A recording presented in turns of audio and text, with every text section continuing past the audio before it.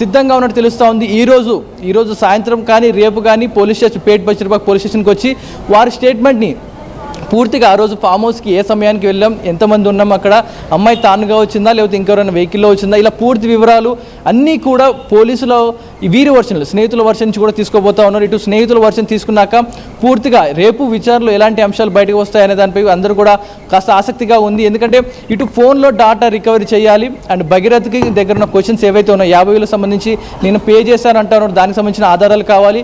మరోపక్క ఇటు farm house సుమారుగా 6 నెలల తర్వాత సీసీటీవీ కెమెరా ఫుటేజ్ అంతా కూడా డిలీట్ అవుతూ ఉంటుంది. సో వీరిని ఏమైనా బ్యాకప్ చేసే అవకాశం ఉందా, ఆ రోజు పార్టీలో ఎంతమంది ఉన్నారు, ఆ రోజు ఫామ్ హౌస్ని ఎవరు బుక్ చేశారు, ఎవరి ఫోన్ నుంచి పేమెంట్ జరిగింది అండ్ ఎవరి పార్టీని అరేంజ్ చేస్తారు, ఇలా పూర్తి అంశాలకు ఆన్సర్స్ అయితే ఈరోజే తీసుకోవాలన్నట్టుగా డీసీపీ రిచిరాజ్ అయితే పూర్తిగా ఇన్వెస్టిగేషన్ చేస్తున్నట్టుగా తెలుస్తూ ఉంది. ఇప్పుడు ప్రస్తుతానికైతే ఇప్పటికి కూడా పేట్ బషీర్బాగ్ పోలీస్ స్టేషన్లో డీసీపీ రిచిరాజ్ ఆధ్వర్యంలో ప్రశ్నల వర్షం కురిపిస్తూ ఉన్న నేపథ్యంలో ఇటు కీలక అంశాలు డాటా ట్యాంపరింగ్ ఎందుకు చేస్తావు, మీరు ఆ ఫోన్ ఎందుకు అరెస్ట్ చేస్తావు, దీనిపై బాగా ఆగ్రహంగా ఉన్నట్టు తెలుస్తూ ఉంది పోలీసులు. ఎందుకంటే ఫోన్ డాటా కనుక అలాగే ఉండుంటే, తన సిమ్ను కనుక తీసేయకుండా అలాగే ఉండుంటే ఫోన్లో ఉన్న ఎవిడెన్స్ కీలకంగా మారేది. తన సిమ్ కూడా మార్చడం జరిగింది, ఫోన్లోని సిమ్ తీసేసి పూర్తిగా ఫోన్ అరెస్ట్ చేసి పక్కన పెట్టడం జరిగింది. ఇటు ఎలాంటి ఆధారాలు లేకుండా చేసినందుకు అతనిపై ఇటు ఏదైతే ఎవిడెన్స్ ట్యాంపరింగ్ ఆరు ఎవిడెన్స్ మిస్గైడ్ చేయడం లాంటి కేసులు కూడా నమోదు చేయడం జరిగింది. ఇటు పూర్తిగా ఐక్లౌడ్ నుంచి కూడా సపోర్ట్ తీసుకొని ఆ డాటాను కూడా రికవర్ చేస్తామంటూ కూడా పోలీసులు చెప్తా ఉన్నట్టు తెలుస్తూ ఉంది. మరోపక్క ఇటు మూడో రోజు ఎలాంటి అంశాలు బయటకు వస్తా ఉన్నాయి, ఇటు ఫ్రెండ్స్ తరపు నుంచి వారి తరపు నుంచి వాంగ్మూలాలు తీసుకున్నాక ఇటు ఇన్వెస్టిగేషన్ అయిపోయిన తర్వాత అంటే ఈ బాధితురాలి statement at the same time వాళ్ళ ఫ్రెండ్స్ స్టేట్మెంట్ ఈ రెండింటినీ ముందు పెట్టి అడిగే అవకాశం ఉంది. సో ఈ ఫ్రెండ్స్ స్టేట్మెంట్స్ ఎంతమంది తీసుకున్నారు ఇప్పటి వరకు, అండ్ అఫ్ కోర్స్ ఆ డేటా కంప్లీట్గా బయటకు ఇవ్వకపోవచ్చు, బట్ పోలీస్ సోర్సెస్ నుంచి ఎటువంటి ఇన్ఫర్మేషన్ వస్తుంది, ఎంతమంది స్టేట్మెంట్ రికార్డ్ చేసుకున్నారు, ఇంకా ఎంతమంది స్టేట్మెంట్ రికార్డ్ చేయాల్సిన పరిస్థితి ఉంది.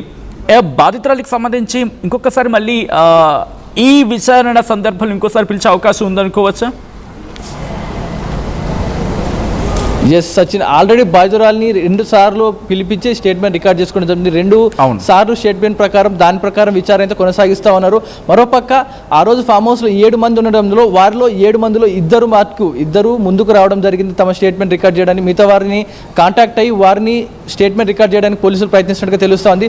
సో ప్రస్తుతానికైతే 2 రెడీగా ఉన్న నేపథ్యంలో ఇటు భగీరథది ఇన్వెస్టిగేషన్ అయిపోయిన తర్వాత ఇటు పోలీసులు ఫ్రెండ్స్ నుంచి స్టేట్మెంట్స్ తీసుకొని ఇటు అమ్మాయి స్టేట్మెంట్, ఇటు మరోపక్క ఫ్రెండ్స్ మాట్లాడిన మాటలు, ఈ రెండింటిని కీలక ఆధారాలు తీసుకొని ఇటు అప్పుడు భగీరథ వర్షన్ తీసుకున్నట్టుగా తెలుస్తూ ఉంది. ఎందుకంటే 2 ఎవిడెన్స్ తీసుకుంటా ఉంటారు. మూడోసారిగా ఎందుకంటే ఆల్రెడీ అమ్మాయి స్టేట్మెంట్ ఒకసారి తీసుకున్నప్పుడు ఒక పోక్సో కేసులలో కొన్ని సెక్షన్లు పెట్టడం జరిగింది. రెండోసారి స్టేట్మెంట్ తీసుకున్నప్పుడు సెక్షన్లు మార్చడం జరిగింది. ఇప్పుడు ఫ్రెండ్స్ భగీరథ ఫ్రెండ్స్ దగ్గర నుంచి కీలక సమాచారం తీసుకున్న తర్వాత మరొకసారి అమ్మాయిని విచారించి మళ్ళీ ఏమన్నా పోక్సో కేసులు మార్చే అవకాశం ఉందా, లేదా బలమైన సెక్షన్లు యాడ్ చేసే అవకాశం ఉందా, రేపు విచారణ తర్వాత తెలిసే అవకాశం ఉంది. Sachin right Pavan, thanks for the update. మొత్తంగా అయితే మాత్రం పాక్సో కేసులో బండి భగీరథ్ విచారణ కంటిన్యూ అవుతోంది. డీసీపీ రిచిరాజ్ ఆధ్వర్యంలో 2వ రోజు విచారణ జరుగుతుంది. బాధితురాలి స్టేట్మెంట్ ఆధారంగా విచారణ జరుగుతోంది. సీన్ రీకన్స్ట్రక్షన్లో లభించిన ఎవిడెన్సెస్ని బేస్ చేసుకొని మరిన్ని ప్రశ్నలు అడగబోతున్నారు పోలీసులు. ఇంకో 2 ప్రాంతాల్లో సీన్ రీకన్స్ట్రక్షన్ చేసే అవకాశం ఉంది. భగీరథ్ ఐఫోన్ డేటా రికవరీ చేసే ప్రయత్నంలో ఉన్నారు పోలీసులు.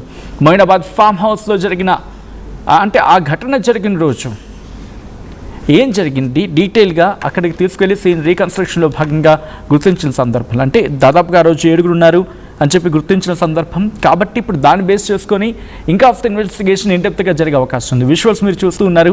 అక్కడికి వెళ్ళిన సందర్భంలో ఇన్వెస్టిగేషన్ క్రమంలో బండి భగీరథ్ ఫ్రెండ్స్ను విచారణకు పిలిచారు పోలీసులు. అంటే ఈ ఘటనకు సంబంధించి ఇన్వెస్టిగేషన్ జరుగుతుంది ఈ డెవలప్మెంట్లో. ఇవాళ లేకపోతే రేపు భగీరథ్ ఫ్రెండ్స్ స్టేట్మెంట్ ఇచ్చే అవకాశం ఉంది. ఆ స్టేట్మెంట్ బేస్ చేసుకుని ఇన్వెస్టిగేషన్ మరింత ముందుకు వెళ్ళే ఛాన్సెస్ కనిపిస్తూ ఉన్నాయి. ఈ డెవలప్మెంట్ పట్ల మీ అభిప్రాయం ఏంటి? కామెంట్ చేయండి.